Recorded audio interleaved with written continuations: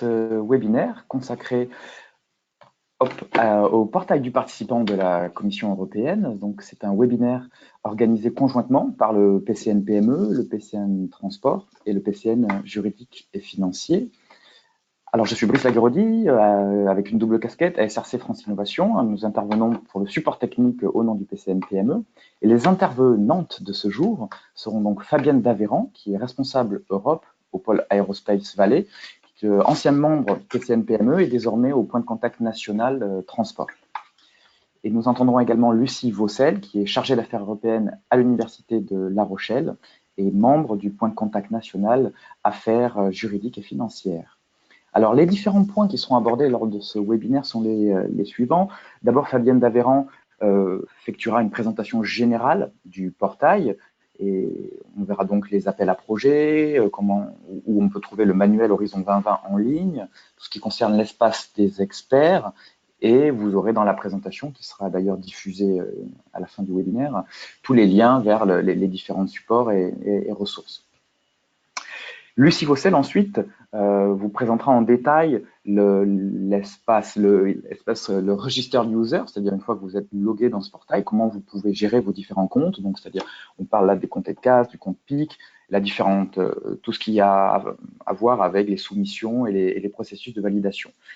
Donc, les nominations LIR, F-Sign, AF-Sign, etc. Tout ça, tous ces points seront abordés. Et il y a un focus particulier là au cours de ce webinaire qui va concerner le Financial Viability Check. Et ensuite, il y aura une conclusion autour de la contractualisation et la gestion électronique des projets et tout ce qui est... vous pourrez ensuite poser vos questions. Fabienne et Lucie y répondront. Vous avez pour cela une petite boîte de dialogue sur la droite, normalement, dans votre interface, où vous pouvez poser vos questions. Et sans attendre forcément la fin de l'intervention. Tout au long des présentations, les questions, nous y reviendrons au fur et à mesure dans l'ordre d'arrivée. Je vais laisser sans plus tarder la parole à Fabienne et te donner la main pour faire défiler la présentation que voici. Bonjour Fabienne, bonjour Lucie. Oui, bonjour à tous. Donc Fabienne Daveyran pour Aerospace Valley. Je vais donc démarrer ce webinaire en vous présentant, j'espère que tout va s'afficher convenablement, voilà, le portail du participant. Alors, tout d'abord, ce que je voudrais vous dire, c'est que ce portail du participant, vous avez ici sur la planche les références web, le lien pour y accéder. C'est vraiment l'interface unique si vous vous lancez dans les projets européens. Vous allez tout y trouver et nous sommes là pour vous le décoder car effectivement, l'information est dense sur ce portail. Vous allez trouver notamment toute l'information qui concerne bien sûr les appels à projets auxquels vous pouvez candidater. Vous trouverez également un manuel HTML en ligne extrêmement bien fait avec les différentes rubriques pour tout ce qui concerne les appels à projets, les financements d'Horizon 2020. C'est également sur ce portail que vous vous connecterez si vous souhaitez endosser le rôle d'expert évaluateur et faire acte de candidature auprès de la Commission européenne. Vous trouverez également tous les supports, un espace lié à l'information et au support. Et en fait, vous aurez aussi un espace qui sera particulier qui concerne en fait tout ce qui est la gestion des projets une fois qu'ils seront financés par la Commission européenne. Et c'est également là que donc vous déposerez tous les livrables des projets. On verra ça donc un peu plus tard dans le webinaire. Donc ici, je vous ai fait un print écran. Alors, on peut peut-être aussi naviguer en live sur le portail, mais peut-être que ce print écran vous indiquera déjà, vous donnera pas mal d'infos. Donc, en fait, vous voyez que vous avez sur ce portail deux espaces. Hein, l'un qui concerne les non-registered users et un qui concerne les registered users. Ce qui veut dire que vous avez de l'info qui est disponible, même si vous n'avez pas de code d'accès. En revanche, une fois que vous voudrez déposer vos propositions et si vous avez la chance de les gagner, à ce moment-là, vous aurez des codes pour ce qu'on appelle les registered users, où vous pourrez donc gérer électroniquement votre dossier. Donc, tout d'abord, pour vous présenter les appels à projets, je vais vous montrer en live sur le portail comment ça se passe. Donc, juste, vous trouvez vraiment tous les appels à projets d'Horizon même, bien entendu, mais pas que. Vous trouvez aussi sur ce portail les appels à projets d'autres programmes qui sont je dirais, périphériques à Horizon 2020, comme les GTI, le Joint Technology Initiative, comme Clean Sky par exemple, Shift to Rail, voilà, d'autres initiatives, des programmes qui sont corollaires au programme Horizon 2020. C'est là aussi que vous trouvez les informations sur les KIC, donc les projets qui sont financés par l'EIT, également les ERANET, les Eureka Eurostar. Voilà, c'est une liste qui n'est pas exhaustive, mais c'est pour vous dire que vous avez vraiment aussi sur ce portail que vous trouverez cette information. Vous trouverez également de l'info spécifique pour ce que j'ai appelé les Financial Support to Third Party, qui ont fait l'objet d'un webinaire précédemment, et qui sont en fait des appels à projets lancés par des projets et qui vont particulièrement intéresser la communauté des PME. Vous avez plusieurs façons d'accéder à ces appels à projets. Vous pouvez les atteindre en faisant des recherches par mots-clés, par sous-programme, et vous pouvez également trier par les appels, sur les appels qui sont actuellement ouverts, qui sont fermés ou qui sont forthcoming, donc à venir, à lancer par la Commission européenne. Vous avez aussi la possibilité de vous abonner à des flux RSS, c'est-à-dire pour recevoir de l'information régulière sur ces appels à projets. Et je vais vous montrer ensuite en direct dans un appel à projet comment c'est formaté, puisque c'est vraiment très bien fait par la Commission européenne. À chaque fois, vous allez trouver le même type de présentation pour tous les appels, avec tout ce qui est référence, date, budget, description du topic, description des conditions et tous les documents référents à l'appel, et une rubrique qui est assez nouvelle et qui concerne la recherche de partenaires. Donc, c'est un peu long. Voilà, je vais donc me connecter sur ce portail pour vous montrer. Voilà, donc là, vous êtes en live sur le portail. Vous avez donc, comme je vous l'ai indiqué, les non-registered users, les registered users. Pour avoir l'info sur tous les calls, vous allez sur Funding Opportunities. Voilà, sur Funding Opportunities, vous avez donc ici la liste des calls. Donc H2020, je vous ai dit qu'il n'y avait pas que du H2020, il y a aussi les programmes COSME. Si vous déroulez, vous avez également Overfunding Opportunities qui vous donne donc l'info sur tous les programmes financés par la Commission européenne. Si je me connecte sur le call H2020, voilà, je vous disais que vous avez la possibilité d'accéder de plusieurs façons à tous les appels. Donc, vous avez ici la possibilité de faire un tri par mots-clés. Alors, excusez-moi, voilà, vous avez la fonction Search Topic ici, et vous pouvez donc, alors c'est un peu long à se connecter, désolée, si c'est trop long, je pense que je vais repasser sur mes print écran et vous pourrez ensuite tester. Voilà, ici vous avez donc les appels qui s'affichent et vous avez ici une rubrique Keyword Search. Vous pouvez, en tapant un mot-clé, avoir accès à tous les appels qui vont concerner ce mot-clé. Vous avez également la possibilité de chercher, si je reviens sur H2020 ici, vous avez la possibilité de chercher ici par date de publication. Vous voyez status, call with forthcoming topic, open topic ou close. Vous avez également tous les programmes ici qui figurent. Hein, si vous connaissez le programme de travail dans lequel vous souhaitez voir la publication des appels, vous pouvez aussi passer par ce lien. Je vous ai parlé des flux RSS. Vous avez ici les flux RSS qui sont indiqués ici pour vous maintenir à jour de l'information. Voilà, donc maintenant, je vais peut-être rentrer dans le détail d'un appel à projet. Alors, je vais peut-être me connecter sur tout ce qui est voilà, l'école qui concerne la digitalisation. Voilà, je suis rentrée dans ce programme de travail et vous allez voir, il faut un petit peu attendre, mais ça va s'afficher. Vous avez ici l'ensemble des topics qui concernent le programme de travail, digitalisation et TIC. Voilà, donc si je rentre en fait dans un appel, là, je prends le premier au hasard. Voilà, vous avez ici donc la structuration du topic. Excusez-moi, peut-être un peu allé trop vite par rapport. Non, c'est ça. Alors, je vous parlais donc de la structuration, comment s'affiche un appel à projet donc sur ce portail. Eh bien, vous avez toujours la même structure. Vous avez ici des références donc, dans le haut de la page des références qui concernent le type de la référence de l'appel, les dates de publication, le lien vers le programme complet de travail.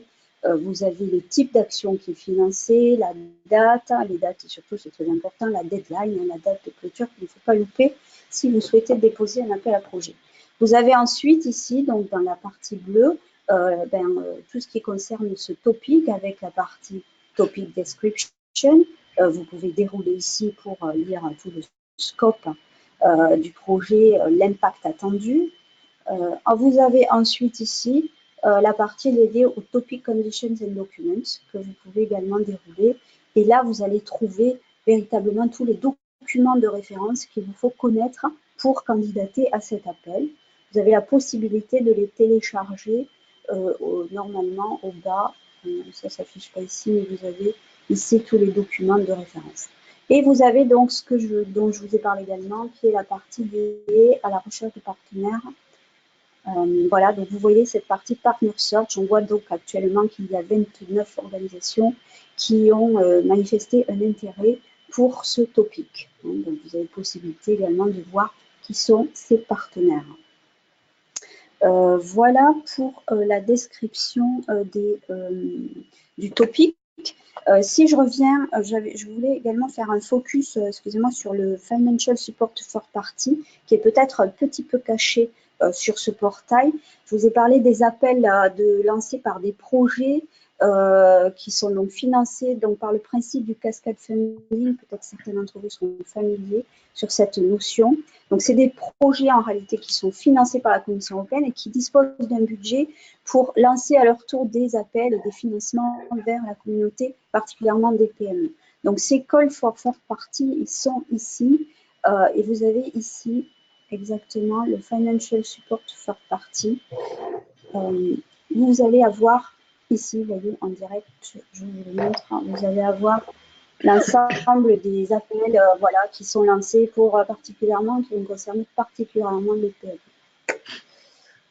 Voilà pour les Call for Financial Support to Third Party. Je vais maintenant revenir sur la page Home de ce portail pour vous parler du manuel online. Voilà, donc le guide H2020 online se retrouve sur cette partie How to Participate. Sur ce guide que vous voyez ici, vous allez pouvoir trouver de l'information sur comment trouver un appel à projet sur ce portail. Vous allez également avoir de l'information sur comment monter des projets et comment trouver des partenaires. Également, comment créer votre compte pour, lorsque vous comptez déposer une proposition, vous enregistrer en tant que registered user sur cette plateforme. Comment également enregistrer électroniquement votre entité. Donc, je n'ai pas précisé, mais vous l'aurez compris, tout passe par ce portail, tout se fait de manière électronique lorsqu'on veut soumettre une candidature à l'Europe, c'est-à-dire tout aussi bien le dépôt de proposition que la gestion des contrats lorsqu'ils sont financés par la Commission. Voilà, vous allez également trouver toute l'info sur comment soumettre une proposition. C'est également sur cette partie, donc How to Participate, que vous allez trouver de l'info sur le Financial Viability Check. Ça sera vu en détail par la suite par mon collègue Lucie sur ce webinaire. Et également tout ce qui concerne particulièrement la participation des PME dans ces appels à projets européens. Donc voilà, je passe en revue toutes les fonctionnalités de ce portail, de ce guide chemin en ligne. Donc voilà, vous avez ici sur votre gauche l'ensemble des fonctionnalités de ce guide en ligne. C'est là que vous voyez, vous allez avoir de l'info pour trouver des appels. Hein. Vous avez des petits textes. Alors bien sûr, tout est en anglais, mais l'information est absolument exhaustive. Voilà, je vais passer en revue maintenant, donc Apply for Funding. Vous avez ensuite,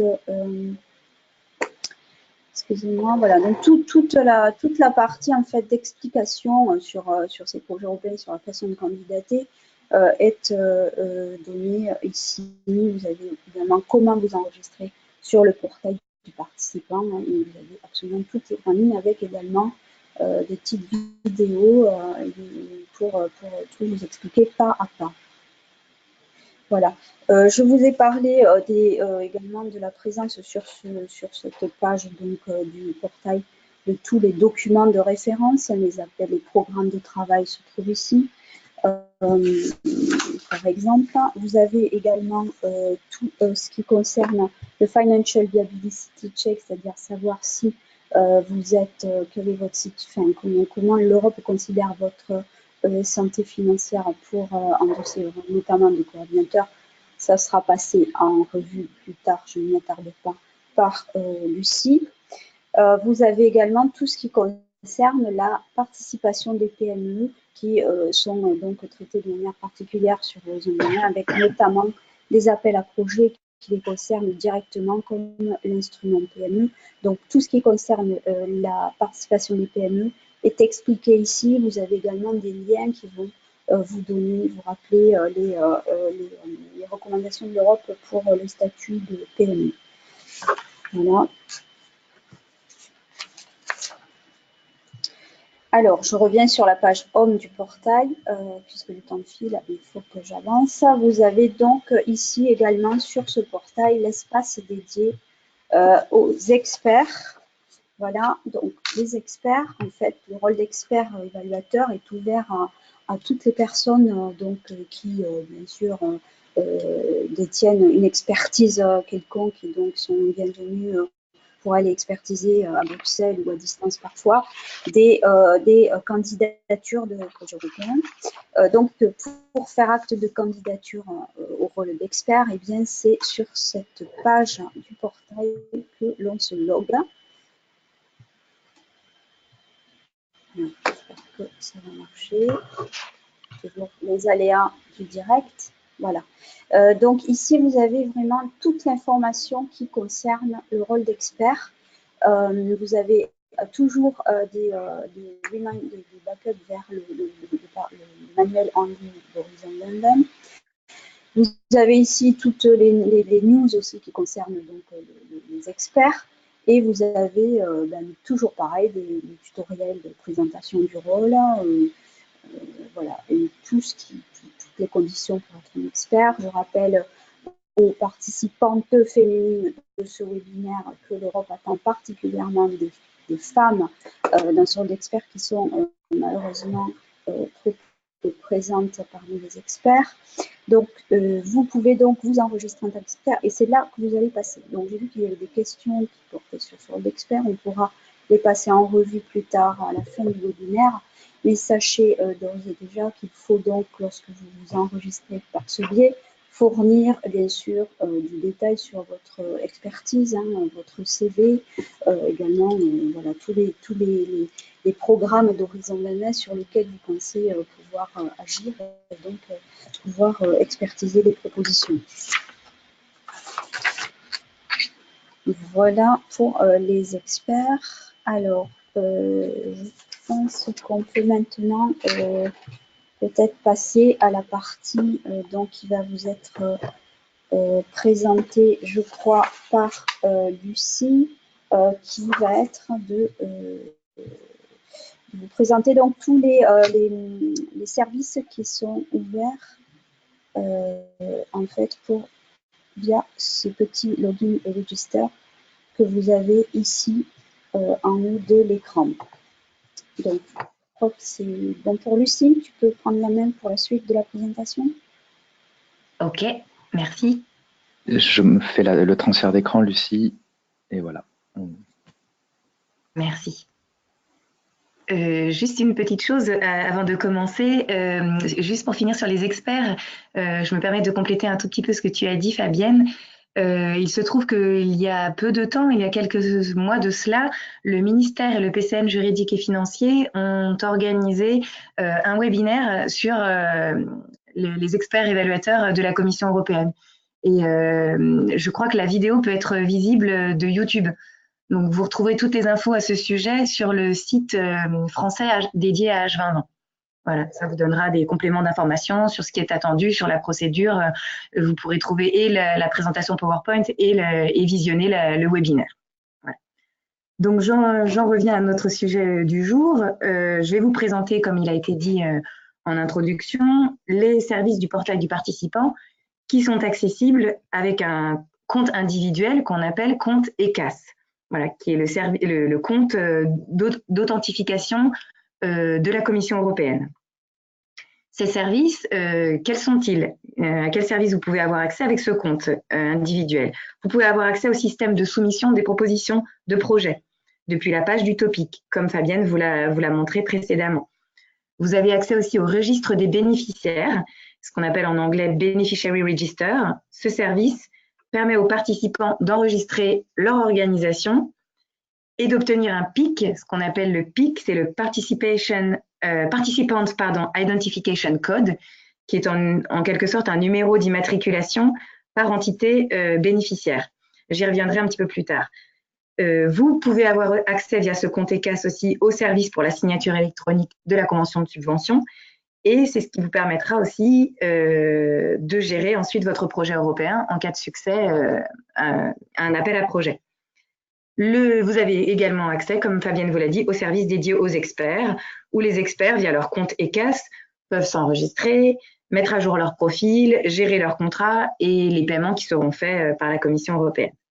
Alors, comment créer ce compte ECAS? C'est assez simple. Pour créer ce compte, il suffit de se rendre sur la page du portail du participant. Je peux vous montrer. Hop. Voilà, vous êtes sur la page du portail du participant comme Fabienne vous l'a montré. Vous avez ici en haut à droite un encart Login et Register. Donc, si vous n'avez pas de compte ECAS, vous cliquez sur Register. Et là, vous aurez la possibilité de créer un compte en inscrivant vos noms, prénoms, email, entrer un code là et faire une demande de création de compte.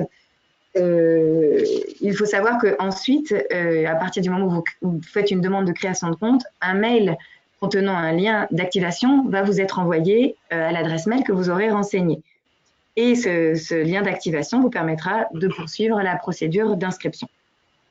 Il faudra ensuite cliquer sur ce lien, définir et confirmer votre mot de passe, et ensuite vous rendre sur le portail du participant, et là vous ferez en fait login, et là on vous demandera de renseigner votre adresse mail et de renseigner votre mot de passe ECAS. Voilà, c'est ainsi que ça se passe.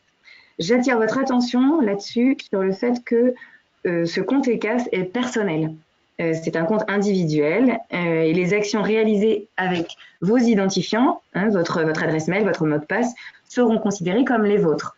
Donc, ce n'est normalement pas un compte qui se transfère à d'autres personnes. Une fois connecté sur le portail du participant avec votre compte, donc par exemple, moi je vais rentrer mon compte. Hop, je vais prendre un petit instant. Alors là, ça ne marche pas.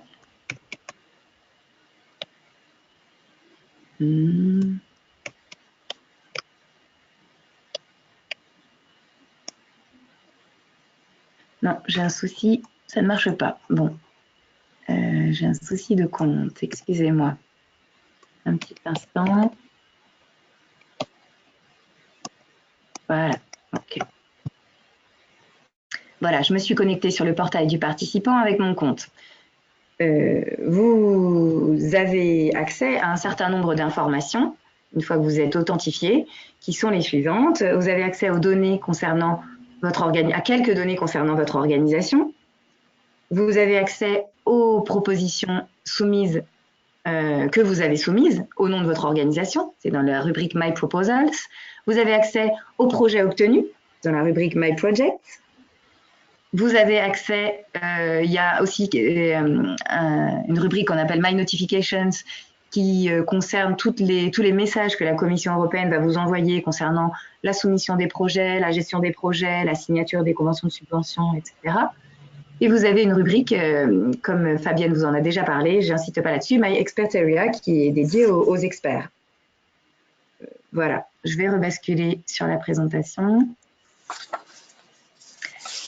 Je passe sur le compte ECAS. Vous avez quelques captures d'écran qui vous permettront d'y retrouver. J'en viens maintenant à la création du PIC, qui est obligatoire pour déposer un projet européen et participer à un projet européen. Ce PIC, donc ce Participant Identification Code, est donc, comme je vous le disais, le numéro d'immatriculation en fait de votre entité auprès de la Commission européenne. Et ce PIC est obligatoire. Si vous ne savez pas si votre entité est enregistrée, il faut le vérifier et vous avez la possibilité de le vérifier via le Beneficiary Register que Fabienne vous a montré sur le portail et dont je vous ai un tout petit peu parlé. Voilà, vous pouvez taper le nom de l'entité et le système vous sortira les entités qui ont un nom ressemblant et qui ont un PIC sur le portail. Si ce n'est pas le cas, vous constatez que votre entité n'a pas de PIC, il faut procéder à l'enregistrement.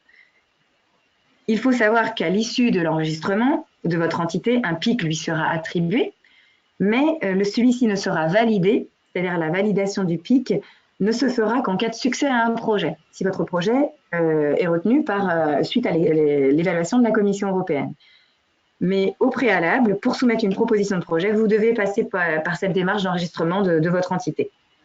Et d'ailleurs, vous pouvez tout à fait procéder à cette démarche d'enregistrement de votre entité, avoir un PIC finalement provisoirement attribué par la Commission européenne qui ne sera pas validé, mais ce n'est pas parce que vous avez ce PIC attribué que vous devez nécessairement déposer un projet européen et participer à un projet européen. Voilà. Il faut savoir que l'enregistrement de l'entité, de votre entité, prend environ 5 à 10 minutes et offre la possibilité de commencer l'enregistrement et de l'interrompre et de le reprendre plus tard, ce qui est assez pratique. Il faut avoir à portée de main la documentation de base nécessaire à l'enregistrement de votre entité, notamment copie des certificats d'enregistrement pour les organisations privées ou des lois et décrets pour les organisations publiques, des données sur la TVA et copie des statuts, particulièrement si l'entité déclare un statut à but non lucratif, etc.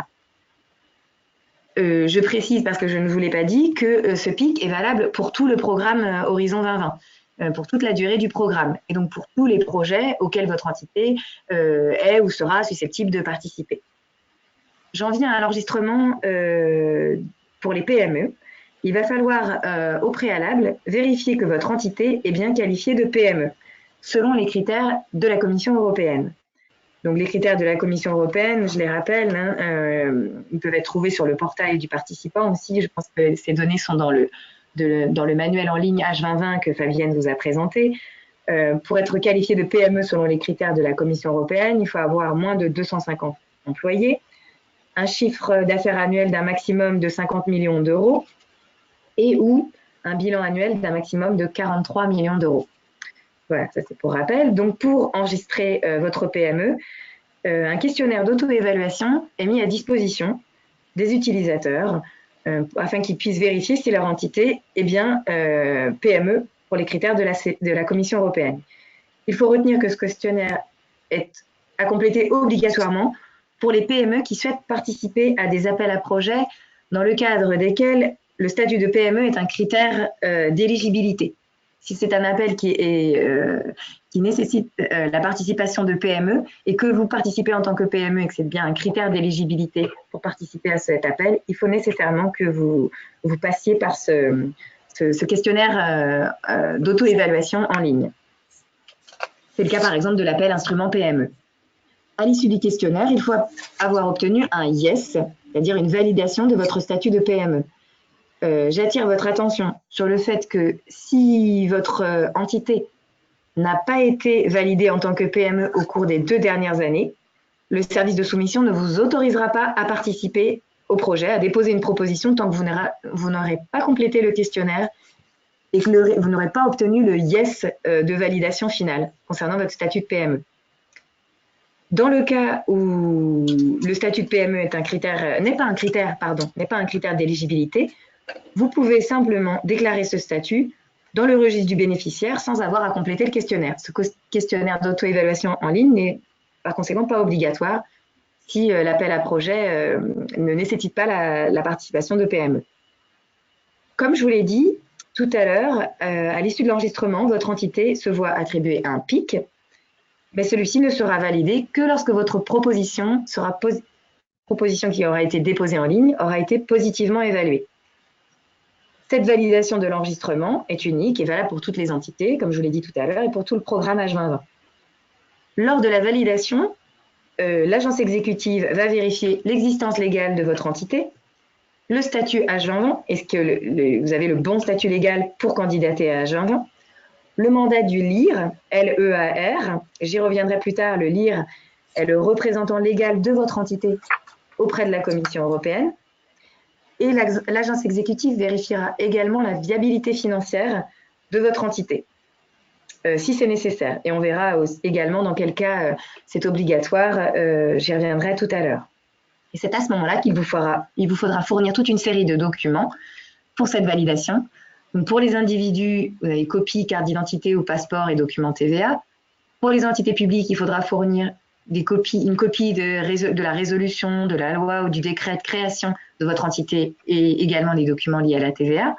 Pour les entités privées, il faudra fournir le document officiel prouvant le nom, l'adresse et le numéro d'enregistrement national de votre entité, ainsi que les documents relatifs à la TVA. Pour les PME, dans la mesure où le statut de PME est un critère d'éligibilité, dans ce cas-là, il vous faudra fournir bilan, compte de profit et pertes, effectif exprimé en unité de travail annuelle, une autodéclaration sous la forme d'un business plan effectuée au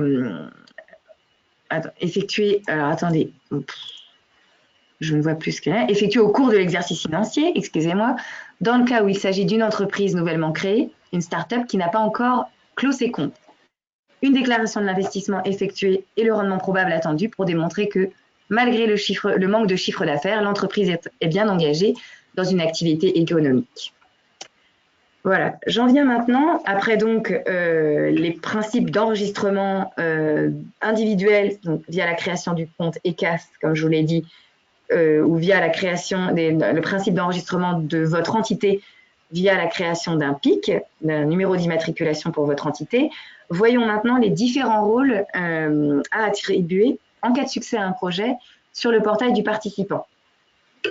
Lorsque l'utilisateur se connecte avec ses identifiants, il faut savoir que ses droits et accès sur le portail dépendent de son ou de ses rôles qu'il s'est vu ou qu'il s'est attribué sur le portail.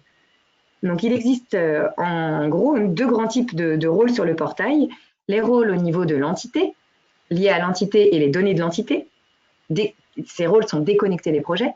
Et les rôles au niveau des projets, propres à chaque projet et qui définissent les droits et accès sur le portail dans la gestion des projets.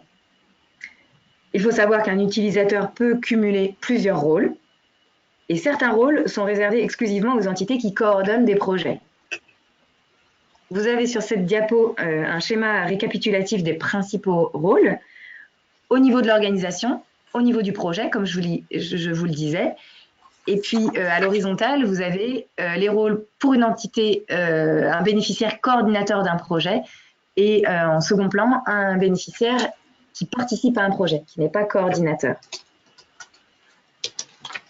Au niveau de l'entité, le rôle central, c'est le rôle du LIR, L-E-A-R, donc en anglais c'est Legal Entity Authorized Representative, qui a un rôle d'interface entre l'entité et la Commission européenne.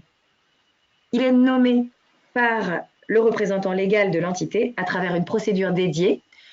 Il me semble, tu me diras Fabienne si je me trompe, mais il me semble que jusqu'à ce jour, c'est la seule procédure qui est encore matérialisée, qui n'est pas dématérialisée. Il faut envoyer des documents papier à la Commission européenne. Ce LIR est responsable de la mise à jour de toutes les entités qui concernent son entité. Il procède aux nominations sur le portail des personnes ayant les droits pour signer électroniquement les conventions de subvention, c'est ce qu'on appelle les L-sign, Legal Signatory, j'y reviendrai un petit peu plus tard. Et le LIR doit aussi nommer sur le portail les personnes habilitées à signer les états financiers. Et les personnes habilitées à ces états financiers, on les appelle les F-sign, Financial Signatory. Le LIR est le seul à pouvoir accéder à une vision d'ensemble sur les projets qui sont soumis par l'entité, au nom de l'entité. Le LIR a également une vision d'ensemble des projets en cours de négociation et obtenus par son entité et en cours de mise en œuvre et qui sont gérés par son entité. Voilà, vous avez ici une copie écran de justement des droits d'accès qui peuvent être donnés par le LIR. Et il faut justement, pour gérer les rôles au niveau de l'entité, le LIR doit aller dans la rubrique OR, donc Organization Role, le petit carré bleu que vous voyez sur l'écran. Vous arrivez ensuite sur la page, vous allez voir au nom de l'organisation tous les rôles qui sont donnés par l'organisation. Et afin de pouvoir mettre à jour les rôles, le LIR va cliquer sur Edit Organization Roles, comme indiqué sur cette diapo, en bas de la diapo. Ensuite, vous arrivez à la page justement où vous avez les rôles au nom de l'organisation. Et là, il faudra ajouter un rôle. Si vous voulez, par exemple, ajouter le représentant légal de votre entité a changé, c'est un nouveau représentant légal, vous allez par conséquent ajouter un rôle. Vous pourrez révoquer l'ancienne personne habilitée à signer les conventions de subvention, par exemple, et vous pourrez rajouter un nouveau legal signatory en ajoutant un rôle. Le LIR doit donc nommer le legal signatory et le financial signatory.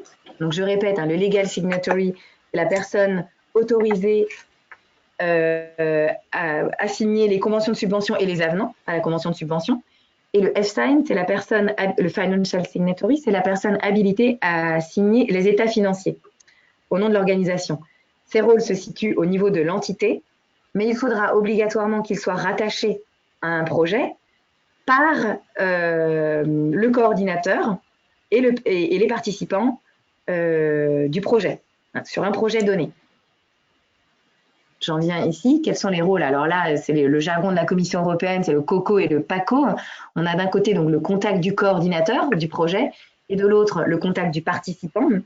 Et ces deux rôles se situent au niveau du projet, ce qui n'était pas le cas du legal signatory et d'une financial signatory, qui néanmoins doivent être attachés à des projets, mais qui sont des rôles attribués au niveau de l'entité.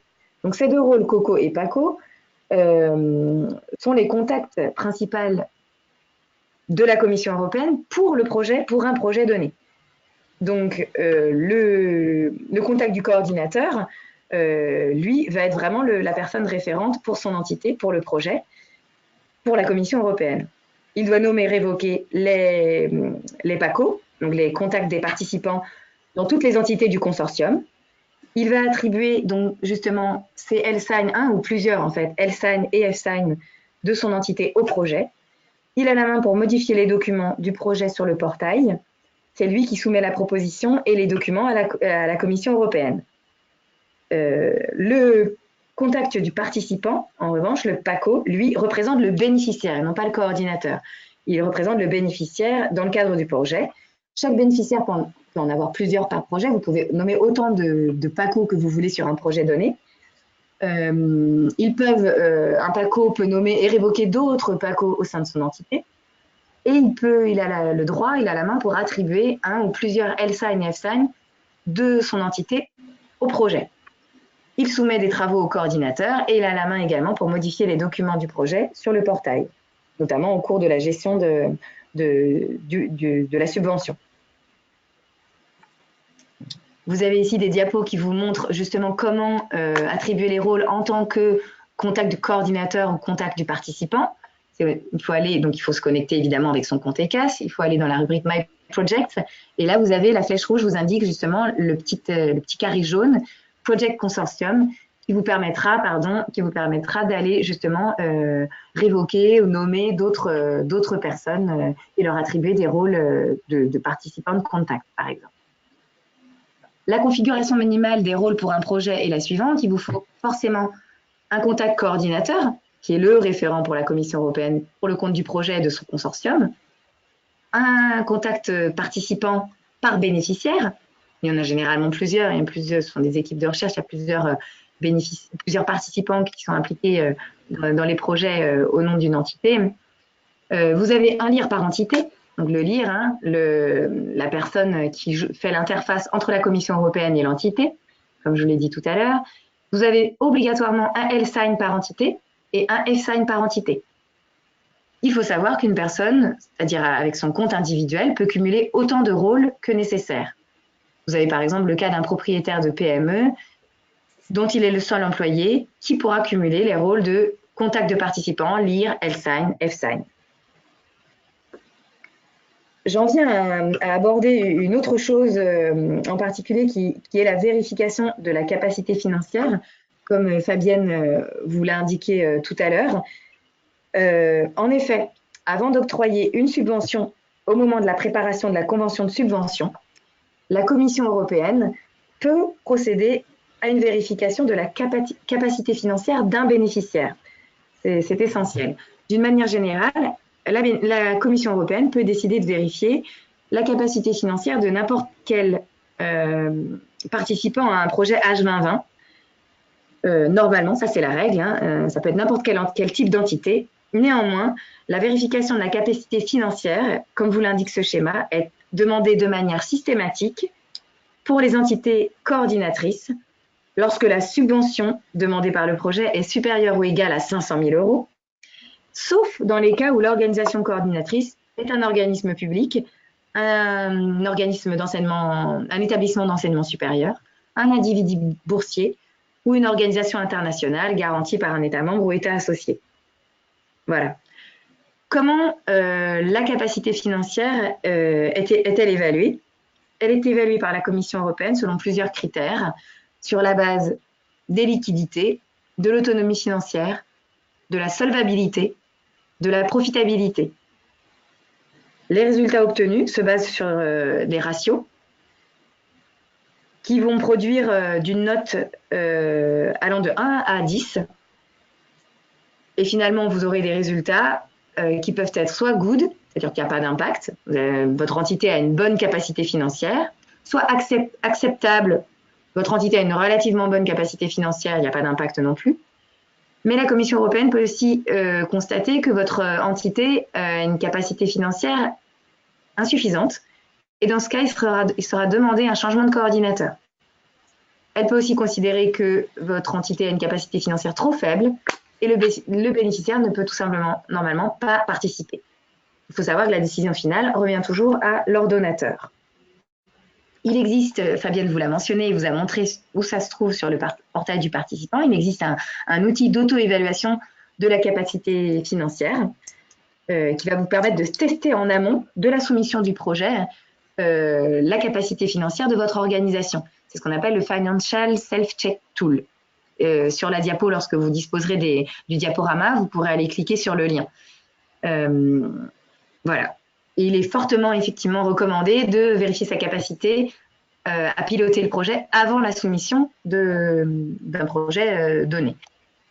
Je vais passer maintenant la parole à Fabienne, qui va vous parler de la gestion électronique en ligne sur le portail dans le cas de succès à un projet. Oui, alors bonjour à tous. Donc merci Lucie. Juste pour répondre à la question que tu m'as posée pendant ta présentation, effectivement, dans le cas de la nomination d'un leader, c'est l'unique cas où la procédure est dématérialisée, c'est-à-dire qu'il faut non seulement s'enregistrer électroniquement, mais il faut aussi envoyer des documents papier à la Commission européenne. Mais tout ça est très très bien expliqué encore une fois sur notamment le manuel en ligne. Donc, maintenant, je vais vous parler donc de la gestion électronique. Alors ça, c'est dans le cas où vous avez décroché une subvention européenne, votre projet a été jugé gagnant et donc lauréat d'un call européen. Et donc, vous allez également réaliser votre contrat et puis faire votre suivi de projet de manière électronique donc sur ce portail participant. Donc, vous allez donc rédiger, mettre en place avec, bien sûr, la Commission européenne votre contrat qui va vous lier donc avec le financeur qu'est la Commission européenne pour la durée du projet. Donc, les signatures de ce contrat se feront de manière électronique également et vous allez ensuite rentrer toutes les données du projet, qu'il s'agisse des work packages, des livrables ou des jalons, également de manière électronique sur ce portail. Dès lors que vous aurez peut-être des amendements à réaliser sur le contrat, donc le contrat en anglais dans ce domaine des projets européens, c'est le Grant Agreement, et bien également ils figureront de manière électronique sur le portail. portail. Vous allez également pouvoir converser avec votre project officer, donc c'est la personne qui va donc suivre votre projet côté Commission européenne. Vous allez avoir un espace également de communication électronique sur ce portail. Ça ne, bien sûr, ne vous empêchera pas de converser, donc soit par téléphone ou par mail avec cette personne, mais la volonté de la Commission avec cet espace donc électronique, c'est aussi de tracer l'ensemble des échanges qui peuvent avoir une importance pour le déroulé du projet. Vous allez également soumettre vos livrables, hein, vos deliverables électroniquement, donc quand il s'agit bien sûr de rapports écrits, vous allez donc les mettre en ligne sur ce portail et globalement tout le reporting contractuel va également se faire en ligne. Alors, si vous le voulez bien, je vais maintenant passer par une démonstration en live sur cet espace lié à la gestion des contrats européens. Donc, je me retrouve ici sur la page Home, hein, que je vous ai présenté en début de webinaire. Et je vais, par contre, là, devoir me loguer sur l'espace des Registered Users avec mon compte ECAS, donc Login Register. Parce que là, on rentre dans un domaine privé. Voilà, donc j'ai rentré mon login password.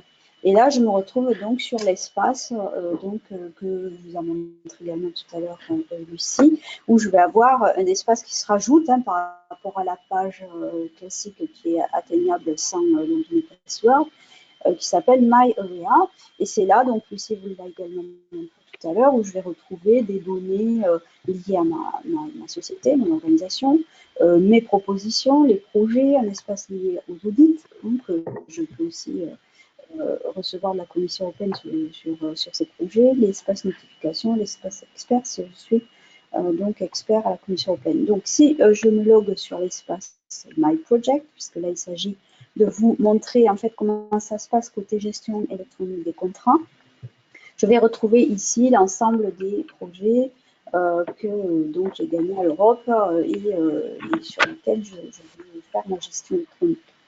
Donc, je vais me connecter au hasard sur un de nos projets, qui s'appelle Space to Adigo, qui est un projet financé par le programme COSME.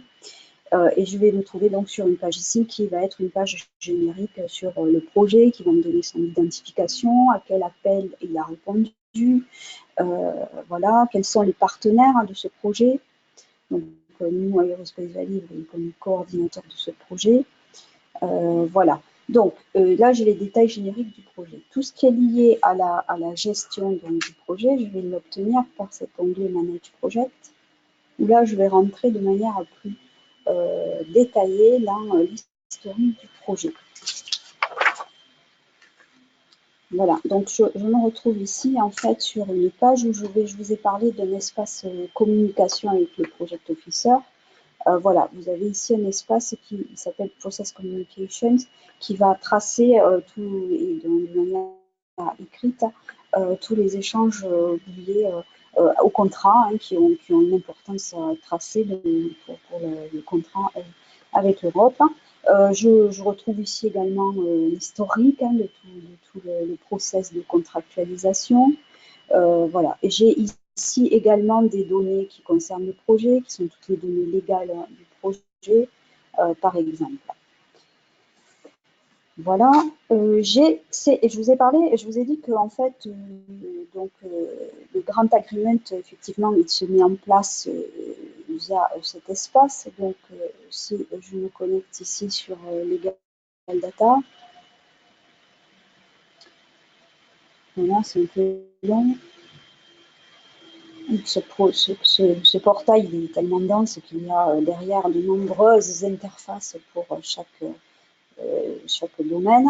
Donc, je vous ai parlé des données contractuelles. C'est ici, vous voyez, qu'elles vont figurer. Vous allez avoir donc des espaces qui vont vous présenter le résumé du projet, tout ce qui est lié aux amendements, donc les contrats, l'amendement des contrats, les bénéficiaires, le détail des bénéficiaires, l'information générale du projet, tout ce qui est lié au reporting period et tout ce qui est lié au grant agreement information. Voilà, je déroule, j'ai également sur cet espace les work packages du projet, les livrables, les jalons, les périodes de review, les risques. Hein, tout ça, pour ceux d'entre vous qui ont déjà fait des projets européens, c'est tout ce que vous retrouvez dans votre proposition. Vous devez donc inscrire dans votre proposition. Je rappelle qu'une proposition, depuis le démarrage d'Horizon 2020, lorsqu'elle est acceptée, elle est acceptée en l'état, c'est-à-dire qu'il n'y a pas de renégociation sur ce programme d'Horizon 2020. Les données de la proposition seront donc les données du contrat. Donc, je passe donc maintenant à l'endroit où vous allez pouvoir déposer en fait les livrables du projet. Donc, excusez-moi, voilà, c'est la partie qui est liée au ce qu'on appelle le continuous reporting. Voilà, donc là, vous allez avoir l'espace lié au livrable.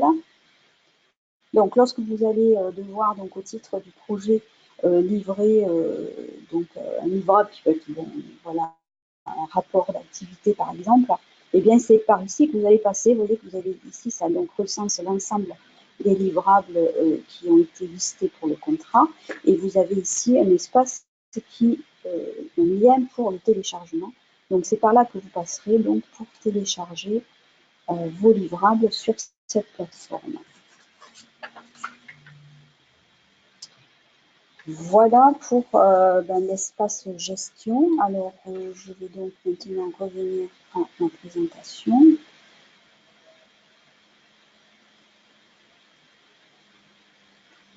Donc, vous avez ici sur cette planche, donc je vais mettre plutôt en plein écran, on vous a recensé en fait l'ensemble des liens. Hein. Il y a un sous-chapitre, il y a des liens hypertextes. Sur lesquels vous pouvez vous référer également si vous souhaitez comprendre encore un peu mieux toutes les fonctionnalités de ce portail participant. Donc vous avez ici un document qui vous présente l'introduction à tous les services qui sont proposés, le lien vers le guide H20 online. Je vous incite véritablement à vous y connecter parce qu'il existe aussi des guides donc sur les contrats européens qui sont peut-être beaucoup moins didactiques et plus rébarbatifs à lire. Donc je vous conseille fortement de vous loguer sur ce guide en ligne qui vous permet de manière beaucoup plus souple d'accéder à l'information particulière sur un sujet, notamment les rôles qui ont été présentés par Lucie. Donc vous avez aussi des sections pour vous les présenter plus en détail, comment enregistrer votre entité, comment nommer vos livres, comment valider vos pics, etc. Donc tout ça, c'est bien indiqué sur ce guide en ligne. Vous avez également des guides sur les rôles et accès sur le portail. Hein. Lucie vous a passé en revue les PACO, les COCO, avec ces termes un peu rébarbatifs, mais il ne faut pas s'en effrayer, tout est extrêmement clair et visible donc sur ce guide et cette documentation. Comment créer votre compte ECAS également, hein, ça a été dit par Lucie, mais j'insiste, hein, demander un compte ECAS ou un PIC, ça n'est pas engageant pour la suite. Ça n'est pas parce que vous avez demandé ces logins ou ce PIC que vous êtes tenu de soumettre absolument. Hein. C'est simplement pour vous préparer au mieux, et à la limite, plus tôt vous pouvez évacuer ces process administratifs, mieux c'est pour avoir plus de temps pour vous consacrer à l'élaboration de la proposition. Vous avez également ici un guide sur le service de soumission des propositions. Alors, ça a été peut-être passé un peu vite par mes soins au début, mais c'est aussi sur ce portail que vous allez donc déposer électroniquement vos propositions et donc aux dates qui sont imposées par l'Europe. Vous avez aussi du détail que vous trouvez ici sur comment soumettre les propositions. Les experts, on en a parlé assez longuement, donc il y a également un guide en ligne qui vous présente la section des experts. Également pour les PME, c'était également bien évoqué pour s'auto-évaluer. Hein, j'insiste là-dessus, quand vous voulez candidater à un instrument PMU, intéressez-vous très vite à ce guide d'auto-évaluation pour bien vérifier que vous êtes dans les clous et que vous êtes bien éligible à cet instrument. Et donc également un lien sur la définition de la PME vue par la Commission européenne. Cette définition date de 2004, elle est toujours d'actualité. Il y a actuellement des discussions pour la révision de ce statut qui ne vont pas changer fondamentalement les choses, mais il se pourrait que d'ici peu, il y ait à nouveau une recommandation sur ce statut de la PME. Voilà, je pense que nous arrivons au terme de la présentation générale de ce webinaire. Donc, au nom du PCN PME, du PCN Transport et du PCN Juridique et Financier, je voulais vous remercier pour votre participation. Donc, les PCN, pour ceux d'entre vous qui nous écoutent et ne connaissent pas la fonction PCN, ce sont donc des points de contact nationaux qui sont mandatés pour vous apporter toute l'information autour de ces financements européens. Il y a des PCN dans tous les pays de l'Union et même dans des pays hors Union qui sont là donc pour vous décoder les méandres de la recherche européenne pour vous simplifier l'accès à l'information. Donc il y a un PCN qui est générique pour les PME, donc qui adresse absolument toutes les PME de tous les secteurs et donc peut apporter d'informations. Vous avez toutes les coordonnées des membres du PCN PME ici sur votre gauche. Chaque consortium PCN a donc une adresse générique, une adresse mail générique que vous pouvez donc utiliser pour poser vos questions. Donc au centre, le PCN Transport dans lequel je fais partie et donc qui est plus spécifique pour les acteurs du transport, tout type de transport, hein, que ce soit du rail, du terrestre, du naval ou de l'aérien. Donc pour ce qui me concerne, je représente le PCN pour la partie transport aéronautique. Et vous avez donc le PCN dont fait partie Lucie, hein, qui traite toutes les affaires juridiques et financières d'Horizon 2020. Voilà pour la présentation. N'hésitez pas à contacter soit les PCN par leur adresse générique hein, qui figure au bas de cette planche, soit si vous en connaissez hein, directement dans les partenaires qui figurent sur cette planche. Voilà, je pense que c'est terminé pour la plénière. Nous pouvons peut-être maintenant passer à la modération des questions qui auront été posées durant ce webinaire. Oui, merci beaucoup Fabienne, merci Lucie pour cette présentation détaillée. Alors quelques questions, peu pour l'instant, sont arrivées. Une première remarque d'abord, bonjour, le son n'était pas clair, c'est effectivement par moment le cas. Ça s'est rétabli, le son était bon en milieu de webinaire. Sur le fond, sur le sujet, bonjour, peut-on être à la fois expert sur un domaine et faire partie d'un consortium candidat à un call sur ce même domaine, étant bien entendu qu'on n'évaluait pas son propre dossier?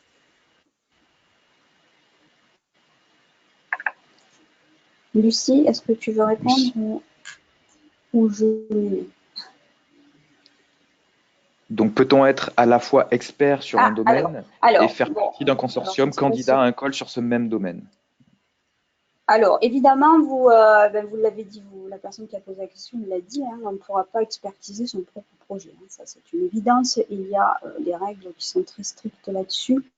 Et la Commission européenne fait très attention dans l'affectation des experts à ne pas donc générer de conflits d'intérêts. D'ailleurs, quand on endosse le rôle d'expert, on s'engage bien sûr à déclarer absolument toute l'information sur son passif à la commission passif, je m'entends son passé, excusez-moi, plutôt, donc au service de la Commission européenne qui gère ces experts. Ceci dit, donc on est expert sur un domaine, hein, si on est expert du spatial, on ne va pas être amené à expertiser des sujets liés à l'agriculture. Donc on peut être amené effectivement à expertiser des projets sur ce domaine-là, mais en aucun cas on expertisera un projet mené par son entité. Je rappelle que le rôle d'expert est endossé à titre personnel. Voilà, vous n'êtes pas expert pour votre entreprise, vous êtes vous-même un expert. Donc voilà. Lucie, peut-être tu veux compléter une réponse à cette question?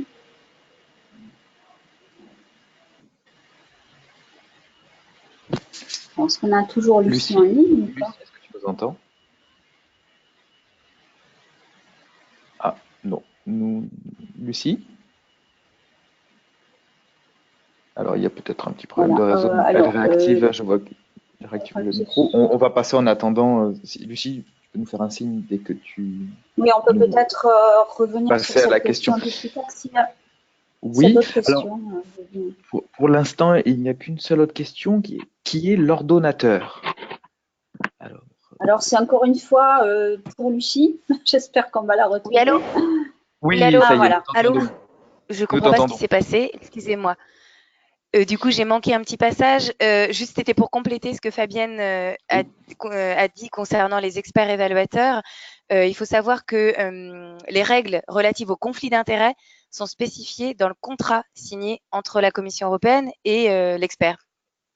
C'est l'annexe 1 du contrat et donc voilà, à mon sens, il peut y avoir potentiellement un conflit d'intérêts, évidemment, si on expertise son propre projet, mais aussi si on expertise d'autres projets dans le cadre du même appel ou du même topic, surtout. Pour moi, il faut être vigilant par rapport à cette question des conflits d'intérêts. Voilà, il y a donc autrement dit, la réponse est effectivement qu'en tant qu'expert, on n'expertisera certainement pas des projets. Si l'entité a répondu à un call, on n'expertisera pas les projets de nos concurrents, évidemment. Donc ça, on ne maîtrise pas totalement ces règles liées au conflit d'intérêts, mais je pense qu'elles sont scrutées de manière très attentive par la Commission européenne afin d'éviter les conflits. Donc la répartition des experts, la base de données des experts est quand même très large. Il y a de nombreux experts européens. Et donc, je pense que c'est suffisamment large pour que l'Europe puisse finalement affecter l'expertise en évitant tout risque de conflit d'intérêts. Entendu, merci. Donc la question suivante, qui est l'ordonnateur? On peut demander une précision, au moins que la question vous parle, sinon on peut demander une précision. L'ordonnateur, c'est un terme effectivement qui a été utilisé par Lucie sur ces planches. Vous m'entendez là? J'ai l'impression d'avoir encore des problèmes de micro. On t'entend très bien. Oui, effectivement, c'est un terme qui est peut-être pas forcément clair pour tout le monde. C'est dans le cadre, je l'ai employé dans le cadre de la vérification de la capacité financière en disant que la décision finale revenait toujours à l'ordonnateur. L'ordonnateur, c'est celui qui ordonne les dépenses, qui exécute les dépenses en fait. Donc c'est le bénéficiaire. C'est-à-dire que dans le cas où la vérification de la capacité financière par la Commission européenne est qualifiée de plutôt, ce qu'on dit en anglais weak, plutôt faible, la Commission européenne dit normalement le bénéficiaire ne peut pas participer. Mais la décision finale reviendra toujours au bénéficiaire. La Commission européenne n'impose pas sa décision à ce niveau-là.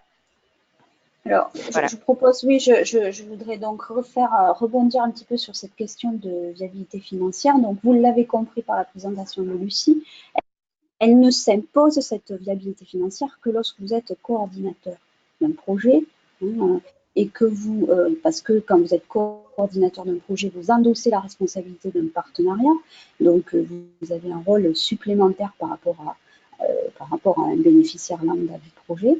Donc, quand vous êtes coordinateur d'un projet et que la subvention que demande le projet est supérieure à 500 000 €, égale à 500 000 €. Voilà, là, il y aura effectivement une vérification systématique de la viabilité financière du coordinateur. Alors, qu'est-ce qu'on entend? Bon, viabilité financière, donc Lucie vous l'a décrit sur ces planches, qu'est-ce qui est regardé spécifiquement par l'Europe pour donc vérifier cette viabilité financière. Ceci dit, je fais un petit aparté, je voulais également vous dire que contrairement à ce qui se passe sur les financements nationaux ou régionaux, l'Europe n'exige pas 1 € de fonds propres pour 1 € de subvention. Cette règle ne s'impose pas pour ce qui est du guichet européen. Voilà, c'était un petit aparté sur cette histoire de finances. Est-ce qu'on peut avoir d'autres questions, Brice, ou est-ce qu'il y avait des questions qui avaient été posées par écrit également? Oui, alors pour l'instant, j'invite simplement tous les participants à continuer à poser leurs questions. Pour l'instant, il n'y a pas d'autres. Donc, vous avez deux façons pour cela. Soit vous utilisez la petite boîte de dialogue dédiée à cet effet, donc questions, et vous le tapez par écrit.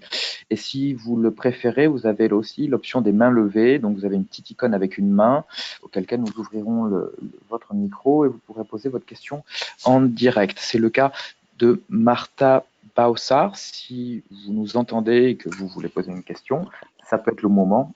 Et vous nous entendez? Bonjour. Très bien. Voilà, j'avais une question. Donc, je souhaitais savoir par rapport à la qualification de PME, si elle pouvait se cumuler avec la qualification d'organisme de recherche Et j'ai une deuxième question associée, ce sont les taux de remboursement associés aux différentes qualifications. Parce que j'ai cru comprendre qu'il y avait un lien entre la qualification, le statut et le remboursement des frais. Voilà. Alors, donc pour votre première question, donc oui, vous voulez savoir si finalement une PME qui fait de la recherche est considérée comme une PME.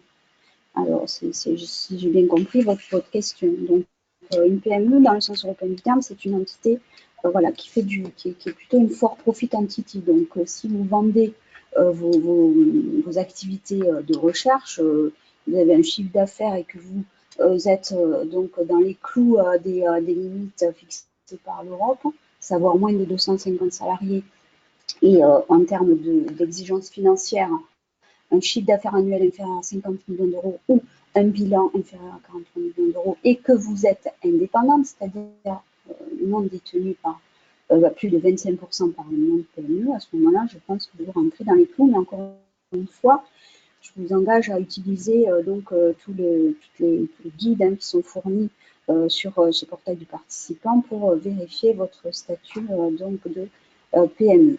La deuxième partie de votre question concernait les taux de remboursement. Donc, les taux de remboursement dans ces guichets européens donc dans Horizon 2020 sont liés en fait d'abord au type d'action. Vous avez des projets qui sont des RIA, vous avez des projets qui sont des IA ou des projets qui sont des CSA. Les RIA, c'est des Research and Innovation Action. Donc, ces RIA sont financés à 100% par la Commission européenne, quel que soit le candidat. Ça, c'est pas lié au type de candidat. Vous avez des projets qui sont un peu plus dans l'aval, qui s'appellent donc des IA, des Innovation Action, qui sont des projets un peu plus aval, avec des degrés de maturité supérieurs, un peu plus proches du marché. À ce moment-là, ces IA sont financés, alors pour les for profit entities, à 70%.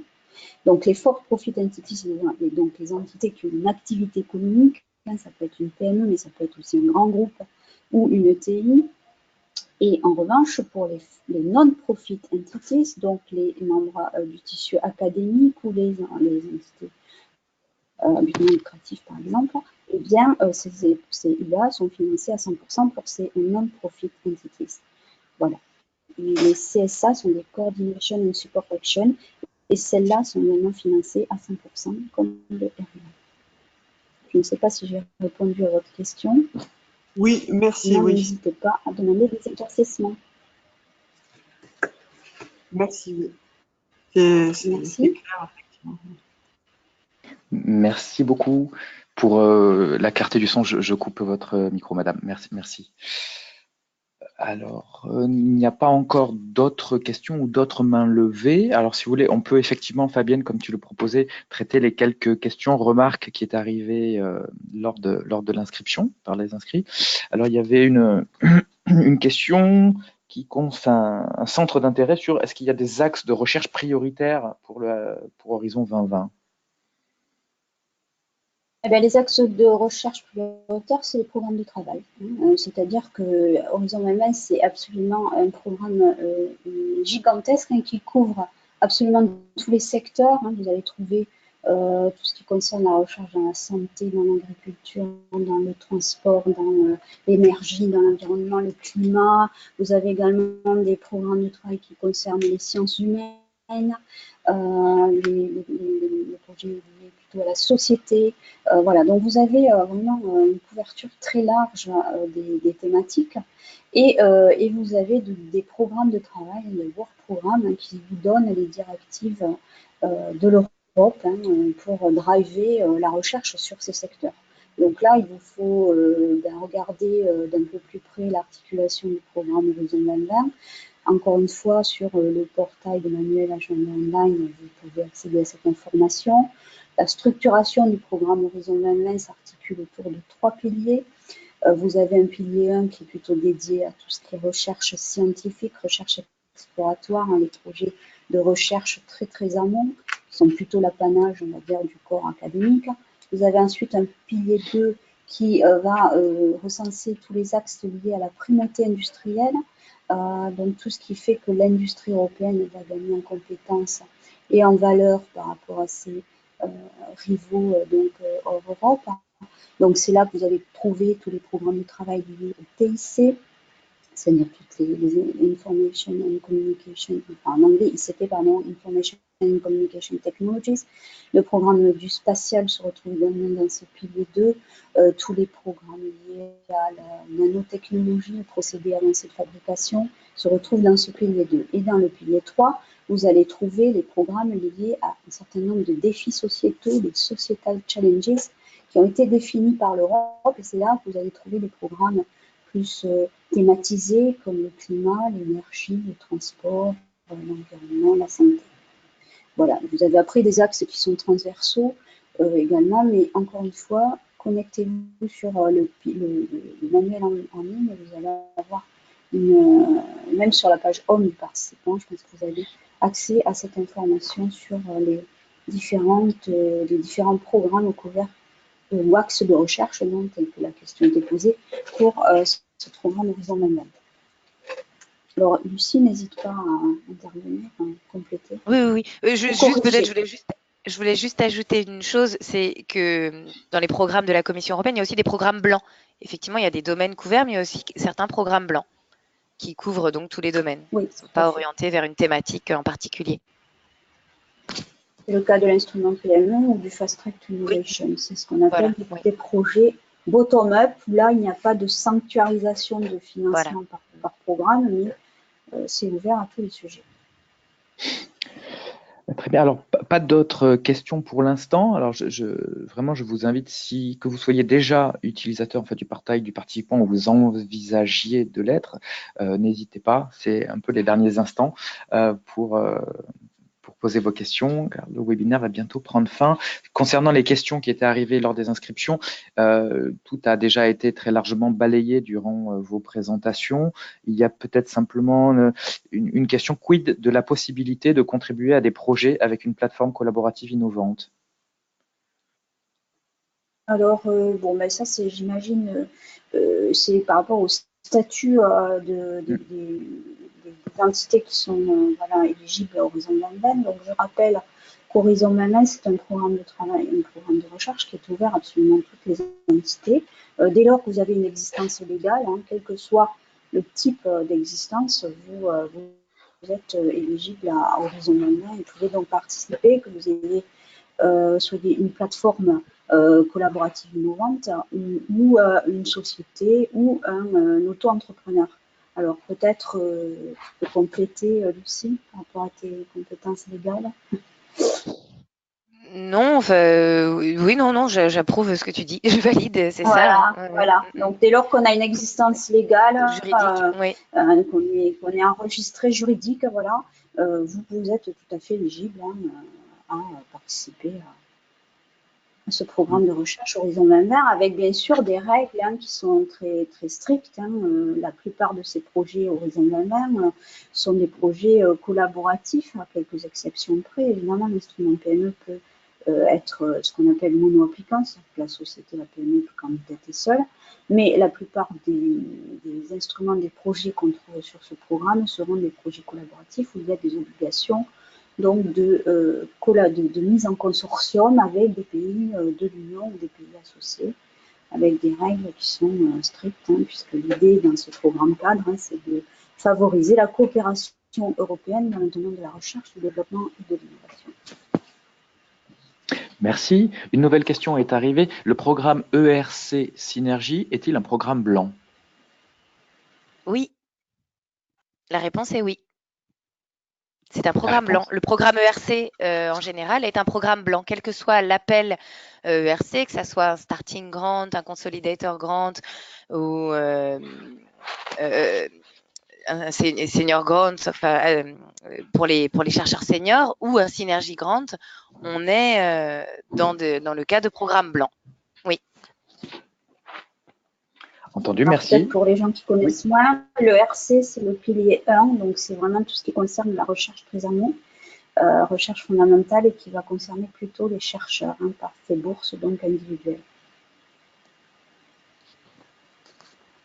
Entendu. Alors, Pas d'autres questions? Oui, Une remarque? Merci. moi, Oui, pardon. il y avait une question aussi qui nous avait été envoyée au moment de l'inscription.